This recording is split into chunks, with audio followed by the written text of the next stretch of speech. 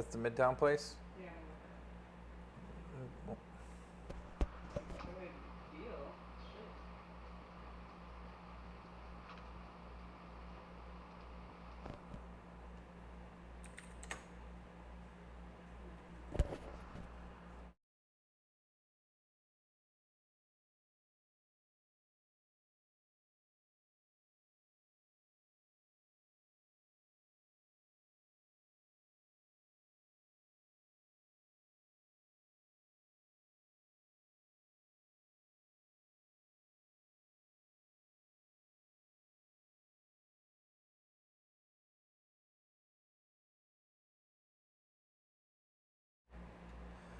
What's up, everybody? Welcome to another edition of Zach's Live Trader. Here with you, as always, I am the bearded boy wonder, Dave Bartosiak. And today, my friends, you caught me? You guys eavesdropping on me? Yeah, you are. I have my mic on live there a little bit. Yeah, Midtown place. I'm talking about Miami. There's places over there. There's things. Anyway, so remember, we got a little bit of a delay here, about 30 seconds from when I actually say something to when you guys hear it and see it. But the chat is live, so I do type in there on occasion.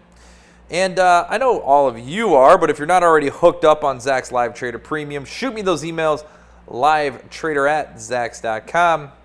Make sure we got that going on. And yes, Paul, we got Fed minutes for sure. I'm not going to get bogged down with that here, though, because overall what the Fed minutes have been is really a short-term trade opportunity. And that's about it. So the S&P guys have fun, trading the E-minis. The gold guys, it goes crazy for them. The euro also. But as far as I'm concerned, longer term kind of stuff, I just ignore it, right? I just don't even pay attention to it. Well, actually, let me clarify. I do pay attention to it. I read it and everything, but I'm not one of those guys that chops through all of it and like all the minutia and like, oh, look, this guy doesn't like this, and this guy did like it, and last time he wanted this many bips, and now he wants this many. You guys just don't even need to worry about it in the grand scheme of things. If there's a seismic shift, trust me, we'd already known it. There is no seismic shift. So I think you're going to see short-term volatility. Well, I know you'll see short-term volatility. It'll be a trading opportunity today, but in the grand scheme of things, it's not going to mean anything, okay? All right, so let's go ahead and dig in here on Ulta. Let's go back to Zach's. Now, this was loading up a little bit. It was taking a little long here. Yeah, Danny, I had the same problem with Zach's. Was just taking a little bit long. Sometimes it's like that. I don't know why. It's just to keep us on our toes. Let me get bar chart going here also. Okay, we're all good. So first and foremost, taking a look at the price consensus EPS surprise chart here on Zax.com. You know the drill. Black line corresponds with the right white axis, which is price. The little green arrows are earnings beats. The red arrows, hey, there's one, earnings misses. So that little guy, I wouldn't worry about that little guy, but there is a miss. And then the multicolored lines represent the evolution of our Zach's consensus estimate over time, and you'll see Ulta's got it going on, man. They have this gap up for growth, right, sort of year over year, which is fantastic, but also these estimates keep ticking up. And that definitely pulls the stock price along. So when you see somebody that goes, oh, $300 for Ulta, it's retail, and scoffs at it, show them this chart and see what they have to say about that, right? Okay, so you can already tell Dave's bullish on Ulta. There's going to be no secrets here. I get my beard oil from him. I've gone on TV. I'm going to see if I'll pull up my last bullish Ulta play on Bloomberg. And that worked out for me. It always works out when I talk about Ulta on Bloomberg. So I'm coming back to Chicago in a couple of weeks.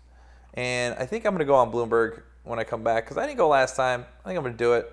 Well, we all need a little ego stroke every now and then, and that's what that thing does for me. So I think that's what I'm going to do. Go on there and we'll talk some. It'll be something that only the premium folks are going to get here, and I'll do it after. So first I'll tell you guys, and then I'll go on and give them a worse version of it. All right, so Ulta, Zach's ranked number 2 buy right now.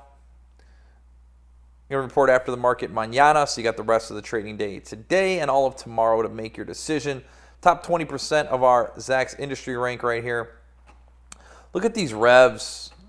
We're going to dig into some revs on, in my ZRS, but current quarter 18.81% year over year. Next quarter looks like 18.75. 19.52 current year numbers, and next year numbers 14.45 on the revenue growth. If you look at EPS year over year, 23.54 for the current quarter. Next quarter looks like 23.45. Current year 23.61. Next year 20.84. Here's what you like to see. Over the course of the last month, 3 analysts increasing their earnings estimate for the current quarter and next year and the current year. And then, current quarter, next quarter, and the next year we got 2. So a lot of bullish activity here on Ulta. But it really hasn't made a huge impact to the consensus number. We've gone from 178 to 179. Here, 176 to 177 for next quarter. Current year numbers, 793 up to 806. The next year, 972, 968, 971, 975, 974. So pretty much in line. They're just kind of tweaking a little bit, right? Some tweaking. And here we go, a series of surprises, right? And analyst estimates and so on and so forth. You guys are intriguing me now here. Let me just look at the news. Let me see if I can get some news here. A downgrade here on Ulta. Oh, look at my smiling face. That's the weirdest thing. Now, I go to bar chart and such, right? I have bar chart on my phone, and I'll go there and I'll see my own face there, which is pretty funny. I see it all the time. What's happening with Ulta today? What's today even? What's here? What does this say? Sending you, pay no attention to IBD, even though we have it on our site and we're clicking, right? Let's take a look. There's a downgrade or something? Ulta gave up Edward Jones. Okay, Ed Jones. So the guys who go door to door, I don't want to diss Ed Jones, but I'm going to. The guys who go door to door, knock on your door and ask you if they could be your financial advisor, yeah, there's a crew of guys over there that they don't even buy stock, by the way, at Ed Jones. They just buy you mutual funds. But these guys want to tell you to stay away from Ulta. So you could sense a little snark there. So maybe I shouldn't be talking all that garbage about Ed Jones, but whatever. I had buddies that used to work at Ed Jones. That's like when you're fresh out of school, you go work for Ed Jones. It's like you go to Ed Jones, you go to Northwestern Mutual or Ameriprise. Well, at the time it was American Express Financial Advisors when I was fresh out of school anyway. Dating myself. Okay, let's go ahead and take a look. No, I don't want to go there first. First, I'm hanging out in my ZRS. So, revenues, historically, 20.28, 21.37, 21, 23s, 19.5, 14.5. So, revenue growth is starting to slow a little bit here for Ulta, but hey, that's okay, right? That's okay, because EPS growth has still been nice. So, we are slowing here a little bit. Should that concern people? Maybe. Let's look at our Zacks rankiness here, and I'm pretty sure this has been in the good graces of the Zacks rank for a while, and it has. Have you ever seen a Zacks rank chart like that? And I do like to point out that while Zacks is bullish on this, the thing's going up. So, again, this isn't us. We don't sit around and look at the numbers and say, okay, we're going to make it a buy or whatever. We let everybody else make their decision. And then we aggregate everybody's decisions and compare them to other stocks. So it's kind of like a relative bullishness of the analysts is what you're looking at when you're looking at the Zacks rank. So it came off a period of kind of neutral ratings, and now we're getting back into buy here. So this is overall, decently bullish. I do want to look at the performance comparison here, and I like to use the sub-industry, so the rest of the industry, just because I like to see what's happened so far. And I can just go this year, so we'll go year to date, see what the numbers are. So vast outperformance on Ulta. Now, do you know why? So Ulta is in fact retail, right? So you look at it and you go, oh, retail. But they are like the antithesis of the department store cosmetic counter. Does that make sense, guys? So when you're seeing Macy's give up market share, you know who's getting that? It is Ulta. And when you're seeing Walgreens give up market share and CVS also, it's Ulta. That's where they're trying to get in with this nice little niche. Now, Ulta has a fantastic rewards program. And I don't know how you guys like rewards programs, but let me tell you, there's a bar over here that has a rewards program called Duffy's, and it's like the coolest thing on earth. And I find myself every time I'm going to watch a game and I want to eat chicken wings and drink beer, guess where I go? I go to Duffy's because they have a rewards card. So the same thing here with the ladies, for the most part, right? I mean, I give them beard oil there, but for the most part, it's the ladies that are going there. If they're out of makeup, where are they going to go? Right? They're going to go to Ulta because they get the hookup, they get discounts, and they got an awesome rewards program, okay? Remember when every place just started giving you a card, right? And they thought that you just having that physical card would get you to go there? Nowadays, these reward programs and the really good ones are what drive people back, okay? So there's that. Let's go ahead and take a look at the options chain. So again, this is going to be great. Like, I'm very excited about Ulta, and this is why we're going to do the morning after on Friday. Do not miss the morning after on Friday. Like, don't miss it. I'm telling you, because we're going to find an epic trade on Ulta. And if you miss out, please tell me that somebody got the epic trade on Alibaba that I talked about last week. I don't know if I hammered it home enough, but those 118 calls, I was looking at them at 60 cents, and that thing went to 124. This is the kind of thing we're going to find the morning after on Ulta. Okay, 280s. We're going to make 280s our anchor point here. Bust out that handy dandy calculator, folks. 280s going 770 by the $8 holler. So we're going to call that 785. That's the at the money call. Go ahead and add that to the at the money put, which is 880 by 970. A little wide there, don't you think? A little wide. I wonder why it's so wide. Huh. Anyway, so that's going to be what? 825, 925. Kurt, that's what I'm talking about. The 818, or 118, 119. Okay, so 1710 divided by 280. They're looking for a 6% move in Ulta, or a $17 holler. $17. I like to write this down. $17 holler, or what was that? 6% on Ulta. Let's go to my G14 classified calculation here. Bust out the estimates. Surprises. Consolidated surprise. Let's see how surprising Ulta has been over the last several quarters, my friends, and you shall see. 4%, -2, -7, 10, 20, 12. Real big stuff.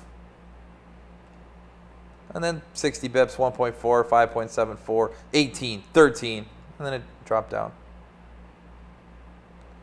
Okay. So here we go. So we've got a recent spat of sort of lower vol, right? Lower moves, at least. Now let me tell you, this earnings surprise thing goes 2 days before, right? And we've already moved a little bit. These, today we got a sort of a big down day, right? But what does this mean? Technicals. Technicals. Looks like some volume here. A little bit of a shelf. We're right on it. 280s. The Valboni line. 280s. You notice the dip underneath the 50-day moving average here.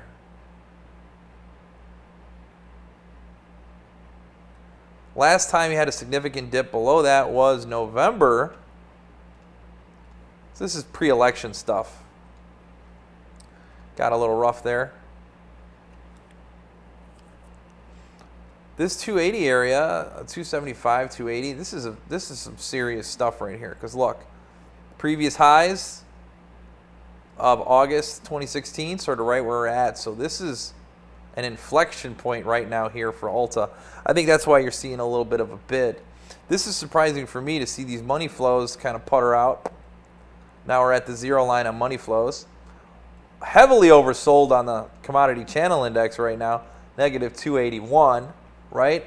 Oversold into support. Now remember, guys, last time I came out here and said, oh man, they got beat up too much, they're definitely going to come back up. That was me being stupid about Nordstrom and losing. Yes, of course, you guys do know Dave does dumb stuff and loses sometimes. That's okay. Back to Ulta. This is a little different thing. I do like this pullback here. Again, the highest 300s. All right, let's get back into the chain. June, boys. We can go to June. Remember, post-earnings drift. It is our friend. We should be kind to him. Change it from the side-by-side to the stack view. Make sure, also, that bar chart doesn't pull the old swisheroo. They have not. Okay, good. We're still going to use 280s all day here. All right, let's look if we want to be aggro on the call spread side. Call spread side. Ooh, I said 300s is all the way up there. The market was pricing in, what, 17 bucks we said? So that puts it all the way up to here. You guys all know what I'm thinking. Of course you do. Big fan of the halvesies. The 280, 290. Let's look at what this bad boy looks like.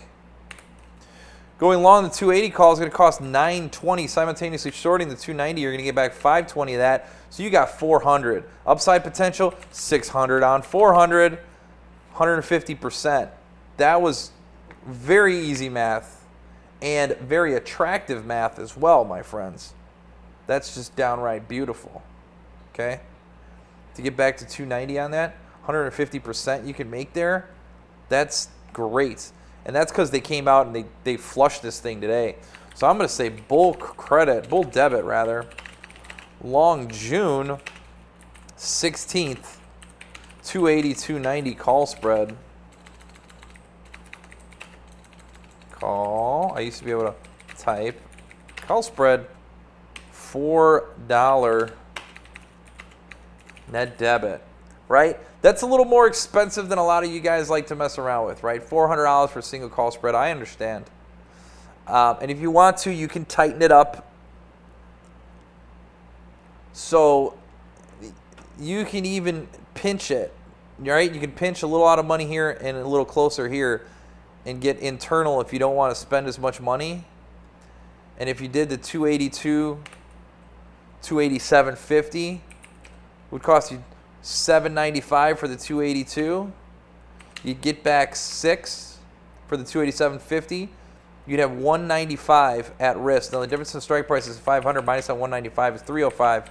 You can make a $195 or 156%. So very similar in terms of your overall what the payoff would be, but where it differs is in your break even, right? Break even is going to be a lot different. So just another way to play if you don't want to have as much money at risk. So what about the bear debit? 280s all day. And these guys are a little bit inflated. They're getting a little cocky here. Okay? 17s puts you all the way down here. Do another halvesy. I know I'm making this super easy. If you went with the 280 put, it's going to cost you $1040. Simultaneously selling the 270 foot, you're going to get back $605. So that's $435. Difference in the strike prices is $10, so you'll make $565 on $435 or 130% here.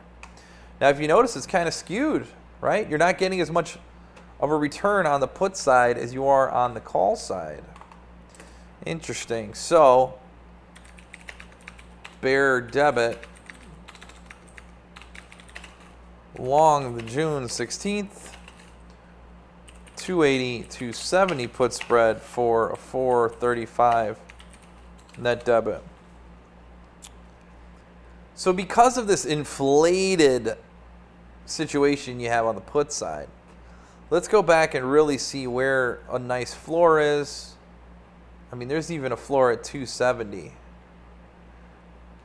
You guys see that on technical chart? Even if it does start to unwind, we do have this floor here, 268, 270s, the March lows.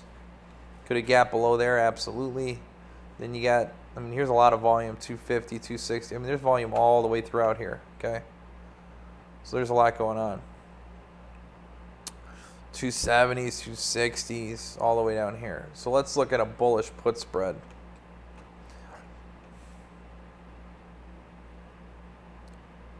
$270s. Look at 270s. Let's go 270, 265 on a bull put, okay? So in this case, going short the 270 put, you're going to get 605, simultaneously going long the 265, 440. So you got 165 at risk. Difference in the strike prices here is $5. Minus that 165 is 335. So 165, 335. You can make 50%. 50% on this. Maybe that's too conservative. I mean, maybe we're not going farther down enough, right? Further out of the money enough. So, because if the market's pricing in this 262, that's definitely the more conservative way. But this number is going to go way down. The thing is, in terms of aggression, I think it's appropriate. So bull credit rather, can be short the 270, 265 put spread for a, what was that again? I already forgot the number. 605 minus 440, 165. 165 net credit. Let's look at the bear credit now.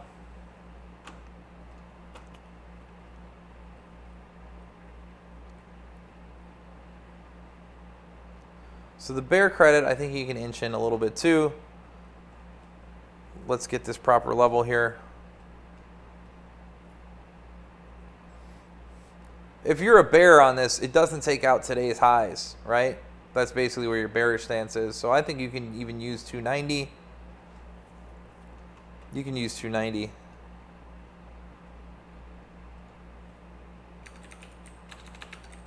All June here, all June. Okay. So let's sell out of the money call spread for the bears. 290, 295.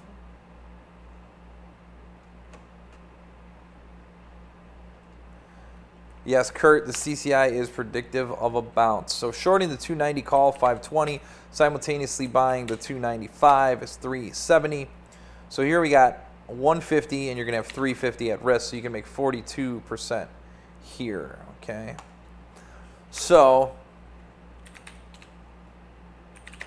bear credit short, 290,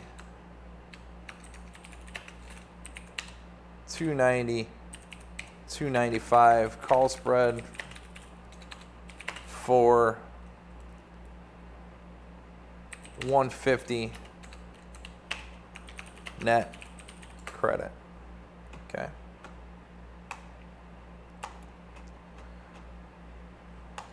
All right, so Newman, clarify, please. What do you mean by low volatility play? You mean assuming that it doesn't move so much?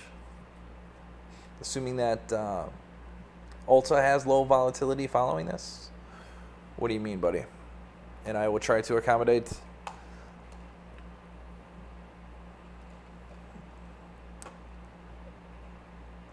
What else can we look at here? Man, even these one day out after earnings here.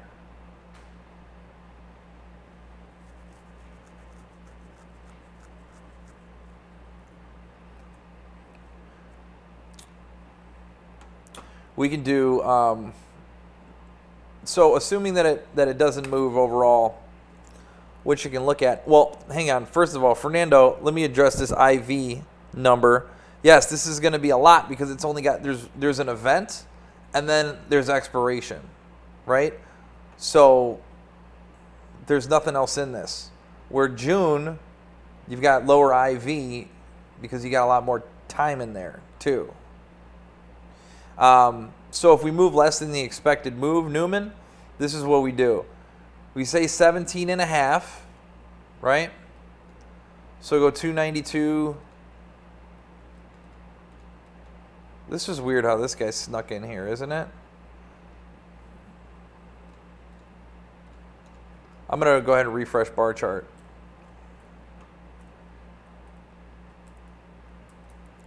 All right, so if you don't think it's going to move as much,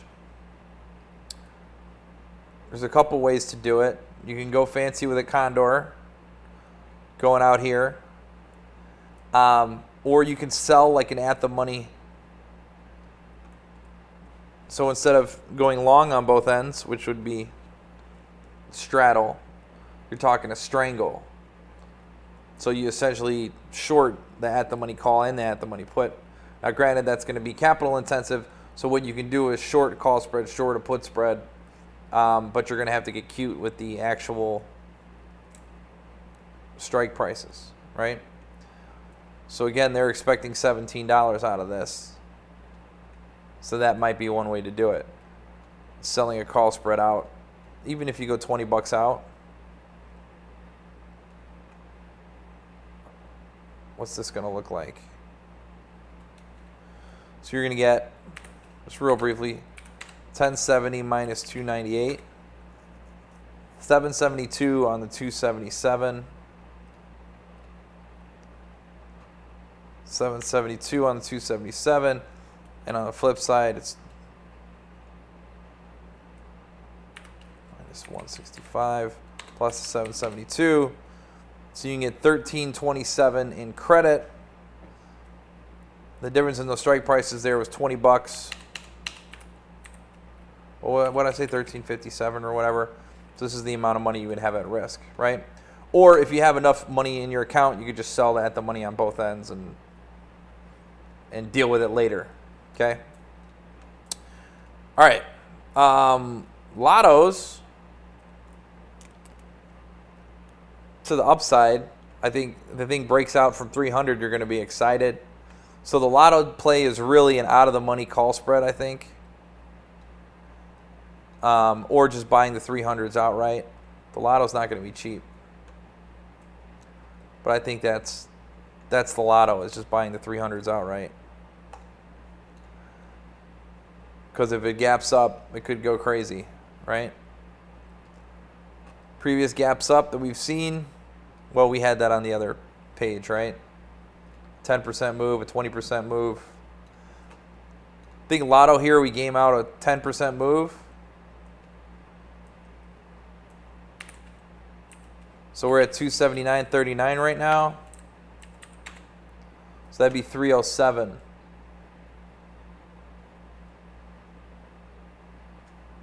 $307 is what you're talking about there. That's a 10% move in Ulta right now from where we're at. So I think one way to play that, being a lotto guy, just the 300s outright. Okay?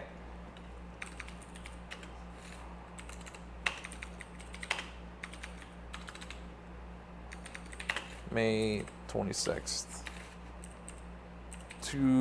I'll say 225.